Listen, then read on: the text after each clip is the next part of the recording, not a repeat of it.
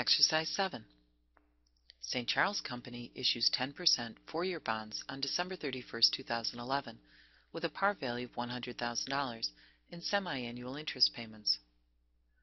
We're asked to use the straight-line bond amortization table and prepare journal entries to record the issuance of the bonds on December 31, 2011.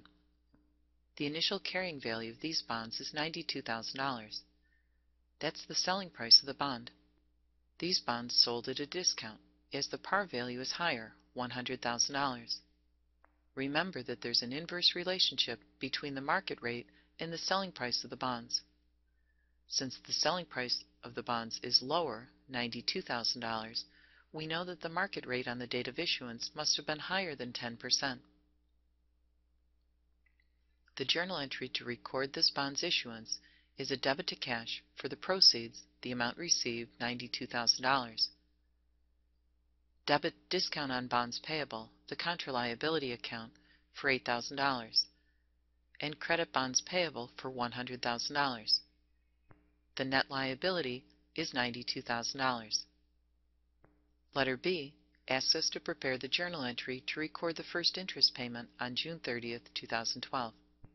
The journal entry to record the interest payments on bonds always includes three components: a debit to bond interest expense, a credit to cash, and the change in the liability account.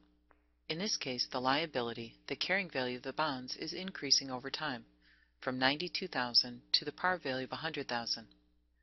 So we need to increase the liability. We do that by crediting discount on bonds payable. We credit cash for $5,000. This is calculated by taking the par value, $100,000, multiplying by the contract rate, 10%, and dividing by 2.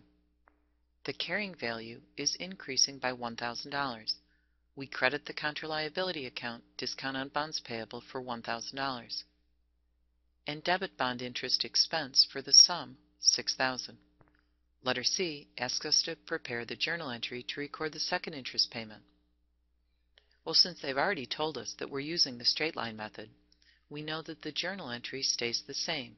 There will be 8 cash payments over the life of this bond, and the journal entry to record the cash payment will be the same. Now, this problem would have been a little bit more interesting had they not told us whether we were using the straight line or the effective interest method. We could have solved it easily enough, though, by looking at the change in the carrying value. The carrying value went from $92,000 to $93,000 to $94,000. The change in the carrying value was a constant dollar amount.